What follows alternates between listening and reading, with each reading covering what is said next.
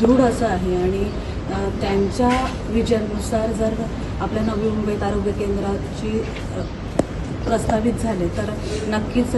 जनसामान्यांना त्याचा खूप मोठा फायदा होईल। आता आदरणीय गणेशजी नाईक साहेबांच्या माध्यमातून मला अशी कल्पना पुढे येते की डॅशबोर्ड एक बनवायचा, जसं की आपल्या नवी मुंबईमध्ये बरेचसे प्रायव्हेट हॉस्पिटल्स आहेत ज्यांना सिडकोकडून प्लॉट्स अलॉट झालेले आणि ज्यावेळी त्यांना ते अलॉट झाले तेव्हा त्यांच्याकडून ॲग्रीमेंट बनवून घेतलं आणि त्या ॲग्रीमेंटमध्ये 10% कोटा हा लोअर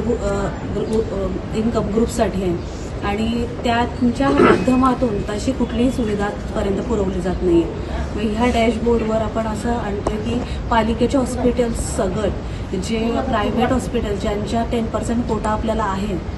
असे सगळे हॉस्पिटल्स त्या डॅशबोर्डवर येतील। मी उदाहरण देते, जर आता म्हणजे रात्री अपरात्री एखाद्या महिलेला प्रसूतीसाठी आणलं आणि चेकअप नंतर समजलं की बाळाला NICUची गरज आहे, तर असा NICU जर आपल्या रुग्णालयात अवेलेबल नाही आहे म्हणजे वेकंट नाही आहे, तर अशा वेळी असं होतं की ती महिला प्रसूतीच्या वेदनेत असते, तिला सांभाळणारी तिची आई असते एकमेव आणि तिच्या नवऱ्याला इतर ठिकाणी NICU अवेलेबल होते का हे बघावं लागतं। मग अशा वेळी NICU इथूनच त्यांना अवेलेबल करून देण्यात यावं, म्हणजे त्या डॅशबोर्डवर सगळे असे हॉस्पिटल्स रिफ्लेक्ट करतील ज्यांच्यामध्ये असे बेड अवेलेबल आहे, 10% आपला कोटा आहे प्रायव्हेट सहित पालिकेच्या ह्याच्यात पण, आणि मग इथूनच पालिकेची रुग्णवाहिका त्या पेशंटला त्वरित